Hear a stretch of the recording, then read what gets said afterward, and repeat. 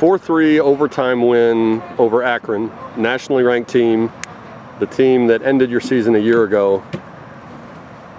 Is this the kind of performance that turns things around and can be a springboard going forward? We hope, but it's one win. It's nice to have the feeling of winning a big game again, but tonight we will enjoy it, but ultimately it is one step in the journey. The boys have worked hard, and it's nice to finally see a little bit of the fruits of their labor, but in perspective, it has nothing to do with revenge or getting Akron back for ending our season last year.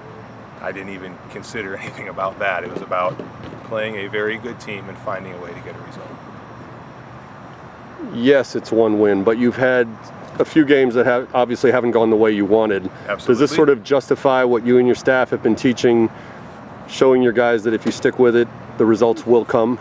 Yeah, I think we believed with the way we played Friday night that we were good enough on Friday night to win the game, and felt we should have won the game Friday. But the guys stuck to it and they fought, and it's nice to finally see they're down 2-0, and for them to fight back, to bring it to 2-2 and then go down 3-2. I mean, it seems that nearly every game we give up a goal in the 65th to 75th minute, but then they found a way to get the third, and then in overtime, you know, it's not a whole lot you can say about that goal. I mean, it's a world-class finish. You're down 2-0. How do you keep your guys' heads up, keep them competing, keep them fighting? Given the way some of the games have gone early this season, how do you keep their heads in it? I think it was important we got that goal quickly. You know, we got the first goal quickly within about, I don't even know, maybe 5 minutes after they scored the second. But we were dangerous enough to create chances. I thought McLaughlin and Morrow were a handful for their center backs, and we knew we could stretch them in behind. And we knew that our pace there could cause them issues, and you know, we kept plugging away till he found that opportunity, and you know, Garrett tucked it home well. You've talked before about Emil Quayshow and his ability as a natural scorer. Those two goals, the tying goal and then that game winner, this is the player you thought you recruited, right? Yeah, I mean, he strikes the ball very well. You know, Emil has some unique talents. You know, he is very gifted as a player. It's, you know, can we always get the most out of Emil? And tonight he was, and Friday as well, he was fantastic. Tonight you finally, you know, you see what you're looking for out of him in his ability to create a little bit of space, strike a ball from distance, or, you know, play a guy in behind, or find a way to combine in the final third. But it's nice for him to have that feeling of, you know, two big goals.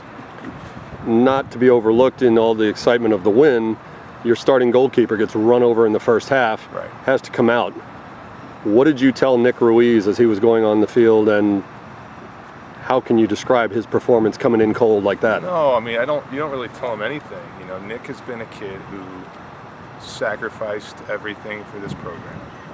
He does not get the glory.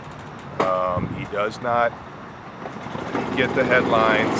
Nick trains unbelievably hard every day with one purpose in mind, and that's to make the team better. So, and he does a wonderful job at it. So it is, I'm proud of him. It's great for him to have that moment.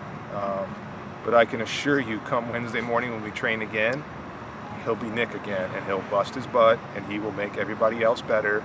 And, you know, he's best friends with Michael Nelson, and I'm sure his main concern was Michael's health, which looks like he's fine, which is great. But Nick is what we needed. Nick came up big for this team, so I'm very proud of him. As you mentioned, your first goal came just minutes after Akron got its second goal. You get it from Garrett McLaughlin, one of your freshmen. Right. Eddie Manjoma has 3 assists, another one of your freshmen. Yep. Starting to see your young guys coming of age? Yeah, I mean, we started 3. Could have started 4. Ponder came in at the end and did a good job as well. No, I mean, the young guys are talented. It's now they are starting to be comfortable in the system, comfortable at the university, comfortable within the team, and they're starting to emerge and blossom into the players we think they are. The adjustment to the college game is different. It's much, the pace and the physicality and the energy of the game is different from what they're used to. So, but they have transitioned well, and it's a good group. So we're very hopeful for them. As you say, this is only one game, but again, given the opponent, given the situation, the circumstances that resulted in your win, what does this do for your guys going forward? Oh, I think it just serves as more fuel for their fire of trying to become the team they can become. We have dug ourselves a hole. We have not been our best, but Friday's performance, tonight's performance, we have to keep pushing on so that this team can hopefully realize their potential. So we're proud of the moment, but in perspective, it's, tonight we will sit back and I will sleep better for a while. But ultimately, we told them,